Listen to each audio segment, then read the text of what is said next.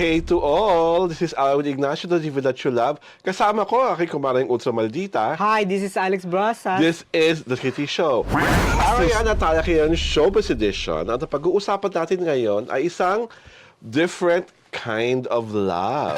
Kasi nga, ang popular o notorious, depende sa adjective na gusto gamitin, si Christian Gaza na may blue check ang kanyang página sa Facebook ay engaged na sa kanyang ladyboy jowa na ang pangalan ay Surirat Dastri na meron ring Facebook page at IG page na kumpoy.th. At bakit nagkakagulo ang mga tao sa social media tungkol sa pangyayaring ito ay dahil sa si Surirat Dastri ay isang ladyboy. Ang ladyboy sa Thailand ay isang grupo ng mga Becky? mga grupo ng mga babae o mga kaya sila ladyboy kasi mukha lang silang mga babae talaga. Meron silang breast, enhance sila ng hormones. Kaya lang yung anatomical part ng isang lalaki andun pa rin. Hindi pa siya, parang they are transitioning to another gender, transgender sila, pero they manage to maintain, gusto nila intact ang kanilang penises at ang kanilang testicles. So andun pa yon. Hindi Manhood. pa, oo, andun pa yung pagkalalaki nila, hindi pa pinapaputol.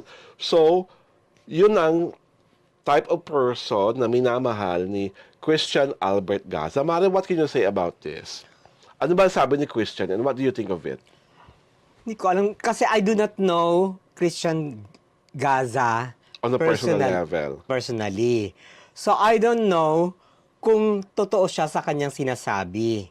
Kasi he's aware na pinagchichismisan na ladyboy ang kanyang jowa. Di ba? Tapos, he's not confirming nor denying.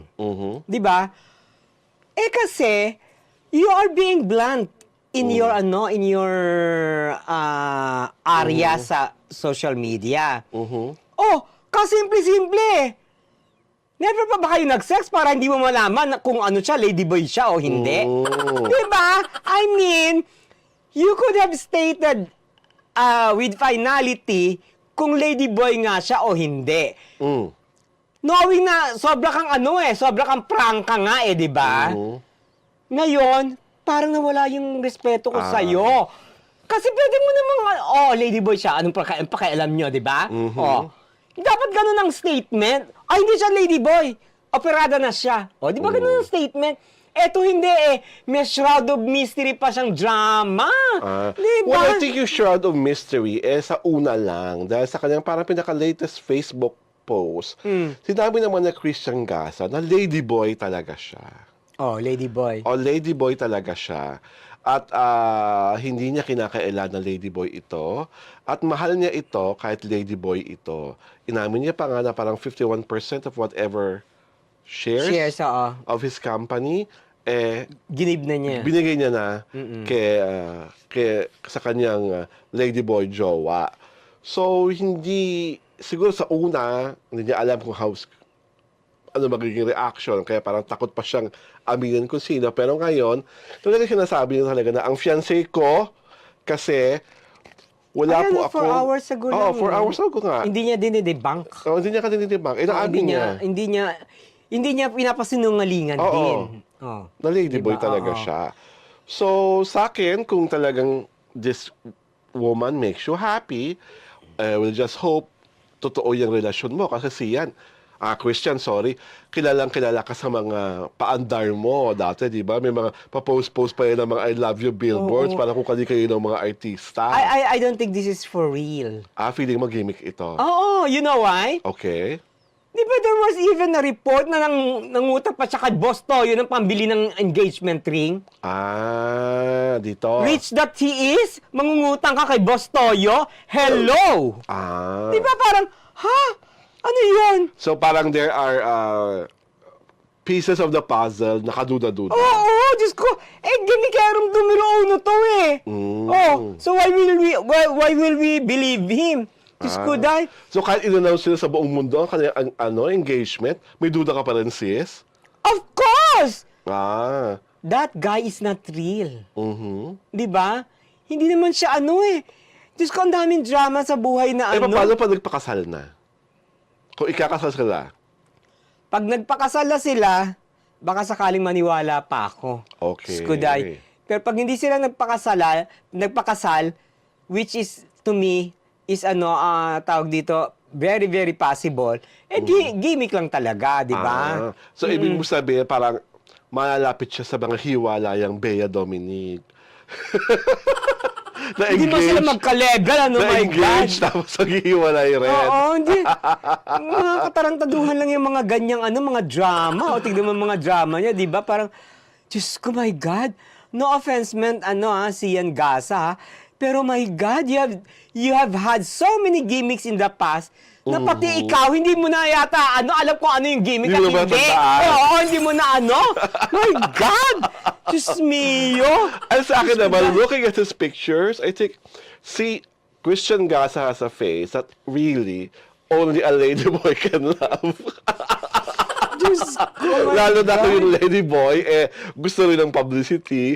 Parang kito yan, yung isa pang yung matandang ladyboy rin, si Madam Sitang, di ba? Diyos ko, Di ba? Gumawa ng eksena Oo. kung ano-ano pagkasayaw with everything. Tapos after a while, biglang Nakakaloko. nawala. Oo, chinugi sa At para ka rin si Anne. Ay? Yung ladyboy na may-ari ng Miss Universe na gumagawa, iniintriga si Paul Sugar. No, ayan. Ayan, mag-usap kayo sa korte. Mag-usap kayo sa korte, Anne. Diba? Kasi rin naman, Anne, gusto mo rin lang, kayo talagang, si Anne nga, trans woman na yan, hindi na yan ladyboy, pero utak bakla pa na yun. Nakakalo. Naka-intriga lang, para lang mapag-usapan, para mailayo ang katotohanan ng bangkarote na ang kanyang kumpanya. Diyos ko. Kung ano ginagawang mga chika. Tsaka si Sian, alam mo kasi, kung eto lady boy, si Sian mukhang boy na boy. Hindi. Kasi masyadong parang of his age na siya, pero mukha siyang boy, mukha siyang totoy, di ba? Diba? Oo. Kasi yan, pag nakita mo siya, si Christian Gasa, parang siya, no offense, may tawag magagalit ang mga taga-Tung Dynasty. Please, don't ganun. bash me. Pero parang siyang tibuli. Parang na nasa tibuli sa'yo? Oo, parang siyang tomboy na never nag-menstruate. Ako my God, grabe ka naman. Ako naman, tingin ko sa kanya, mukha siyang totoy na totoy. Oo, Totoy na parang, totoy na supot pa. Ay! Hindi ko sinabi yan. Basta mukha siyang totoy, di ba?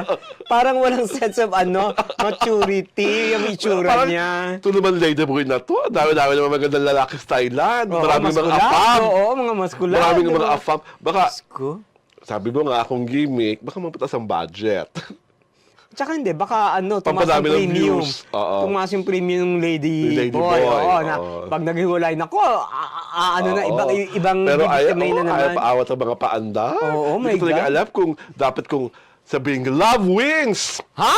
Hindi ko nga alam kung yun dapat ko sabihin love wins or parang I need to vomit and take my Parang, I don't believe love wins. dito sa pagkakataong ito. In whatever sense. Dito? Sa kanilang dalawa? In whatever sense, in whatever form, in whatever person. Talaga? Oo.